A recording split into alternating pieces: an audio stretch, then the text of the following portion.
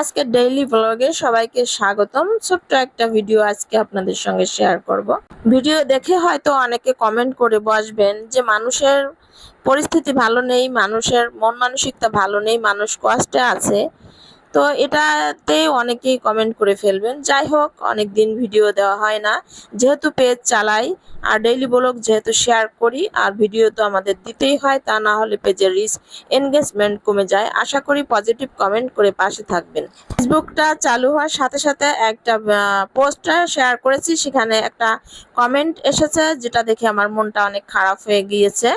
তো video share করা নিয়েও হয়তো এরকম কমেন্ট চলে আসতে পারে যে মানুষের পরিস্থিতি ভালো নেই, আবার আসছে ভিডিও দিতে, ভিডিও শেয়ার করতে। তো বাজার থেকে আপনাদের ভাইয়া মাছ এবং খাসির কলিজা, খাসির মগজ এবং খাসির মাথা এগুলো নিয়ে আসছে। তো আমি এগুলো ধুয়ে একটু সুন্দর করে পরিষ্কার করে আলাদা আলাদা করে সবগুলো আমি ফ্রিজে রেখে দিব। আমি এগুলোর মধ্যে কোনোটাই রান্না করব না। আমি রান্না করব গরুর মাংস, আর গরুর মাংস দিয়ে আলু এবং ডাটা দিয়ে রান্না করব। আর কিছু ডাটাও ফ্রিজে বাসায় ছিল, সেগুলো দিয়েই আমি গরুর মাংস রান্না করে নিব। আর মাংসের পাশাপাশি পোলাওটাও রান্না করে নিতে হবে, কারণ আলবি তো পোলাও খেতে বেশি পছন্দ করে, মাংস থাকলে তার পোলাও চাই।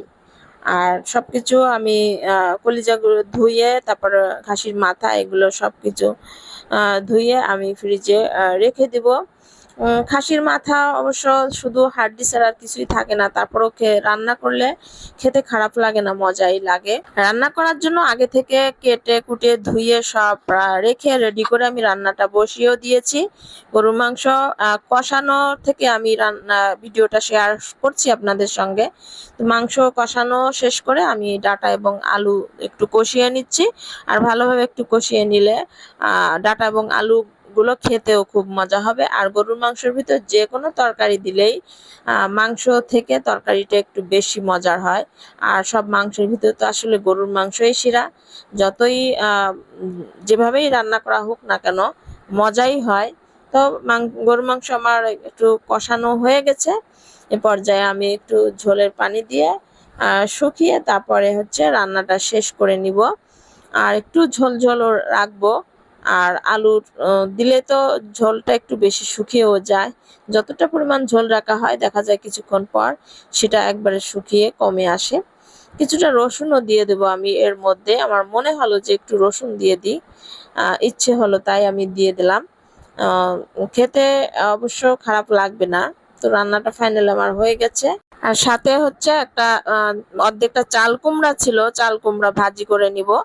আর কিছুটা চাল কুমড়া আমি মুরগি মাংস দিয়ে রান্না করেছিলাম, আর অর্ধেকটা ছিল, তো ভাবলাম যে একটু কুচি কুচি করে ভেজে নেই। আর এভাবে ভাজি করলে চাল কুমড়া খেতে অনেক মজা লাগে। তো সিদ্ধ করা শেষ করে আমি পেঁয়াজ রসুন একটু ভাজা ভাজা করে তারপর বাগার দিয়ে নিয়েছি। আর এই বাগারের স্বাদটা অনেক মজার হয় যে কোনো সবজি এভাবে ভাজি করে রান্না করলে। আর পোলাওটাও আমি বসিয়ে দিয়েছিলাম। পোলাওটাও জাস্ট শেষটা আমি শেয়ার করছি আপনাদের সঙ্গে। এটা ছিল রাতের রান্না, আর রান্নাটা শেষও করে নিয়েছি সবগুলো রান্না।